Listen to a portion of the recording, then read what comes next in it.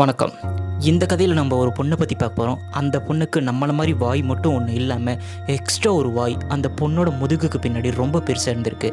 இன்னும் கொஞ்சம் தெளிவாக சொல்லணும்னா அது ஒரு பெண் அரக்கி கடவுள்னு என்ன வேணால் எடுத்துக்கலாம். அந்த பொண்ணு உருவானதும் அந்த பொண்ணுக்கான கோயில் இப்பயும் இருக்குது. அந்த கோயிலை பற்றி தான் இப்போ நான் சொல்ல போகிறேன். ஒரு சேலத்தில் ரொம்ப ஒரு அடர்ந்த காடு, அது மருதமலைப்பட்டின்னு சொல்லுவாங்க. அந்த காட்டுக்குள்ளே பார்த்திங்கன்னா யாருமே போக மாட்டாங்க. போன யாருமே திரும்பி வரல. ரொம்ப முக்கியமாக அந்த காட்டுக்கு பக்கத்தில் இருக்கிற கிராமத்தில் இருக்கிறவங்க எல்லாமே தொடர்ந்து தொலைஞ்சு போயிட்டு இருந்தாங்க.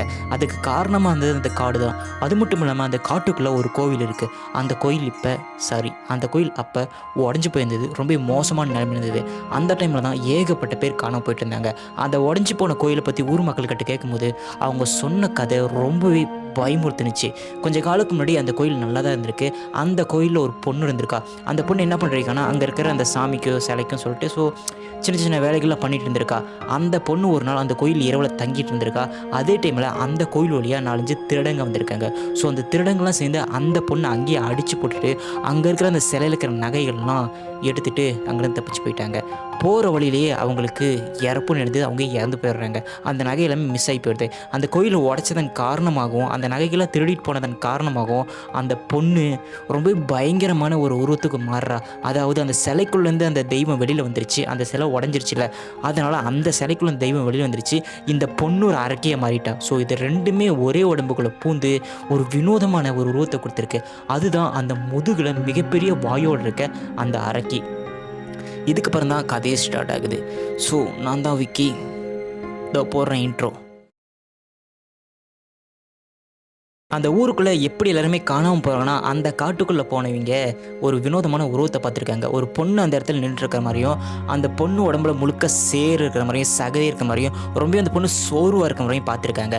அது மட்டும் இல்லாமல் அந்த பொண்ணு அந்த காட்டு வழியாக வரவங்க கிட்ட எல்லாத்தையுமே தண்ணி கொடுங்க அப்படின்னு அந்த பொண்ணு கேட்டிருக்கா. அந்த தண்ணியை கொடுத்துட்டு முடிச்சிட்டாங்கன்னா அந்த பொண்ணு அப்படியே மெதுவாக திரும்பி அந்த மிகப்பெரிய ஒரு வாய் முதுகு பக்கத்துக்கு பண்ணிங்களா, அந்த முதுகை திறக்கிறதாகவும் அந்த முதுகு வழியாகவே அந்த மனிதர்களை சாப்பிட்றதாகவும் தொடர்ந்து இந்த மாதிரி நடந்துட்டு இருக்குது. இதெல்லாம் கட்டுப்படுத்தணும். இப்படியே தொடர்ந்து எல்லோரும் இறந்துட்டு இருந்தால் வேலைக்காகன்னு சொல்லி அந்த ஊரில் இருக்கிற ஒரு 3 இளைஞர்கள் சேர்ந்து என்ன பண்ணுறாங்கன்னா அந்த காட்டுக்குள்ளே போகிறாங்க.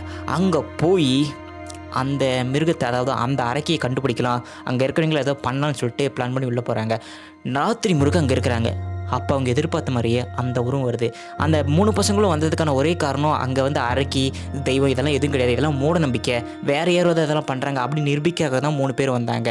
அதே மாதிரி 3 பேர் ராத்திரி மிக அங்கே தங்குறாங்க. அந்த அரக்கி மாதிரி ஒரு பெண் உருவம் வருது.